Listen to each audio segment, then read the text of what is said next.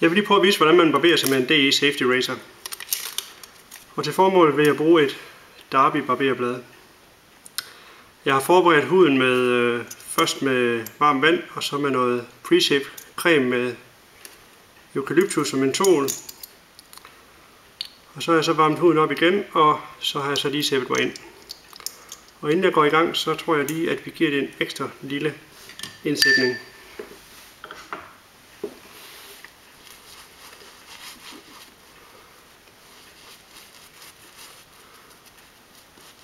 Det er med at få et godt tykt lag på, så der ikke er nogen synlige hudområder. Sådan er. Så sætter du din skål og din kost ned, og så tager du din skraber, som du har haft til at stå i blød. For du vil ikke have koldt stål direkte i ansigtet. Så markerer du lige, hvor du vil have din bangbart, så du ikke får en, der er 1,5 meter længere end den anden. Så lægger du din skraber på, direkte på huden, sådan der. Ned på de 30 grader. Og så trækker du bare. Og som jeg sagde på den anden video, så del huden ind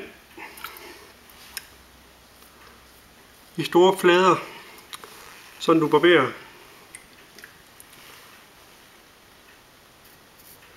For eksempel kinderne først her. Prøv at se.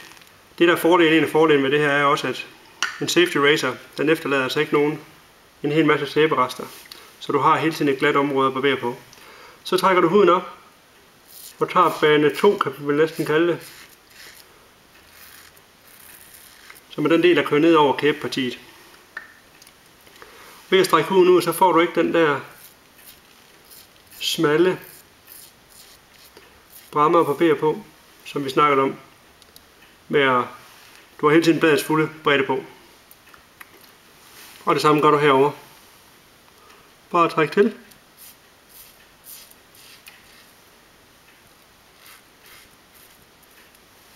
Sådan der. Og så kører du det sidste. Der vokser mit skæg opad, så for at køre med i god retning, så trækker jeg selvfølgelig opad her.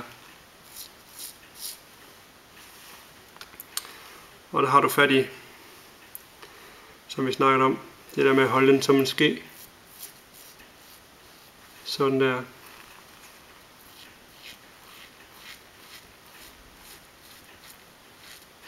Der er nogen, der bytter hånd efter hånd, som de skifter side. Og hvis du kan det, er det en god idé. Men ikke et must. Så tager vi næsen.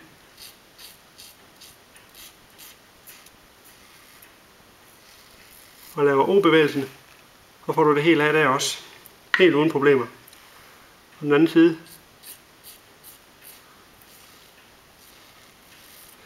Og hvis ikke du føler, at du sådan helt kommer tæt på ved næsen, så tager du dem bare lige væk.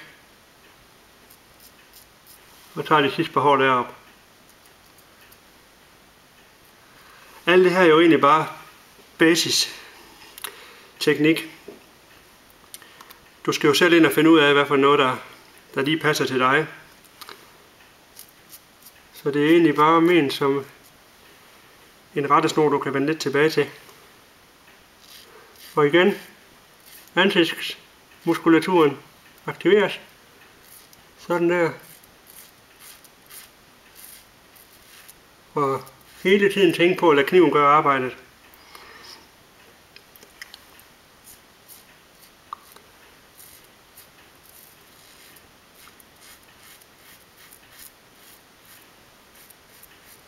Altså ikke noget med noget unødvendigt tryk.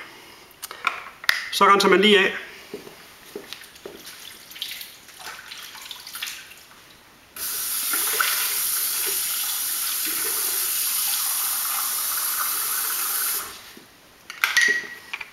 Og der er ikke nogen som helst grund til at fjerne det hele, fordi vi sæber jo alligevel ind igen. Og som jeg også har nævnt på en af de andre videoer, så har man fat i en god kvalitetskost. Og det her, det er jo en super batch kost, jeg bruger her i dag. Så er der altså masser af sæbe i. Til både anden og tredje gang, hvis man ønsker at sæbe ind så mange gange.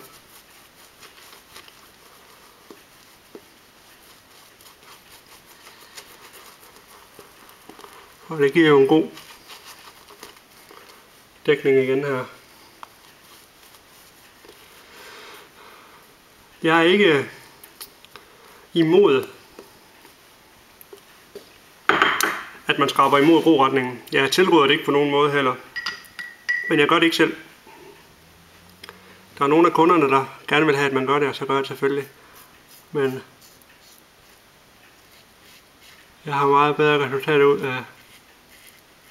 af det her. Med at køre lidt på tværs og lidt med roretningen.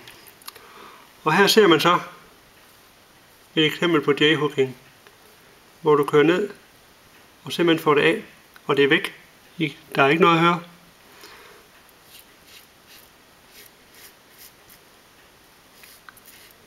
Så med lidt øvelse, så får du bedre barberinger, en sundere hud og en federe oplevelse ved at barbere dig.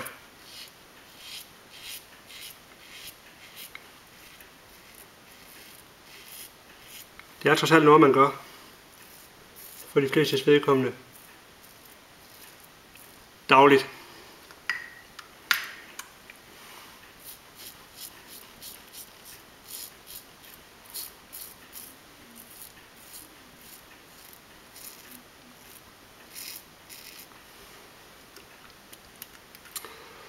Og det jeg synes der er rigtig skønt ved det her, det er at du har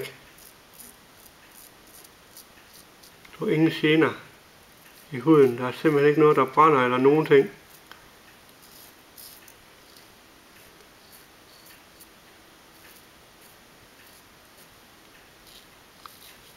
I hvert fald ikke på mig. Se. Så kom det af. Så renser man lige af en gang til.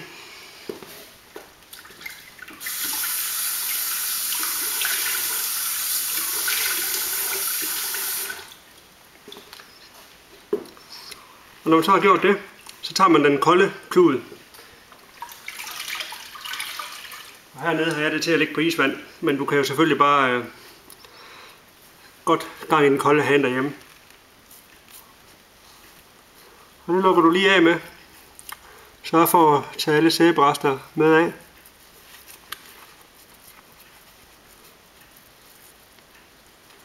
Og hvis du har nogle små snit eller noget, eller en laderet hårsæk, så kan du lige gå ind med din alumblok. Det kan du gøre under alle omstændigheder. Det er en rigtig god antiseptisk virkning. Får virkelig huden til at slappe af.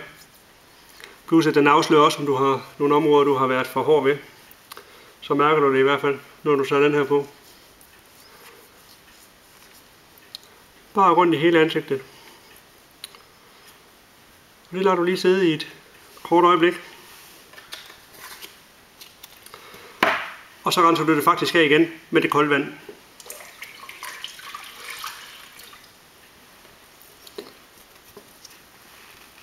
Sådan der.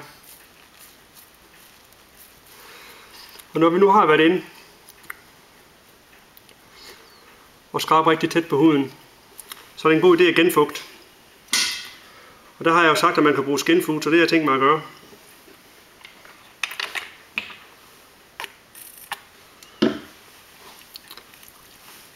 Det er simpelthen et genialt produkt.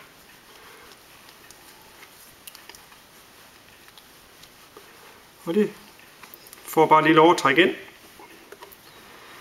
Og når det så har gjort det, så tager du lige din yndlings ansigtscreme.